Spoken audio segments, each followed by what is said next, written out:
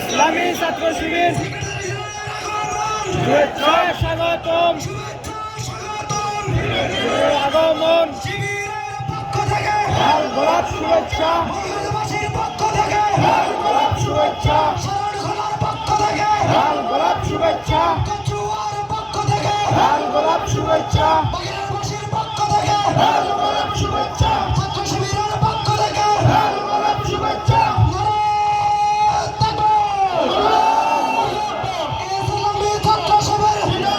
জিন্দাবাদ শুভেচ্ছা স্বাগতম। মেহমান মঞ্চে আসতেছে, আপনারা ধৈর্য ধরুন। বক্তার বক্তব্য, অসমাপ্ত বক্তব্য আমরা শুনি।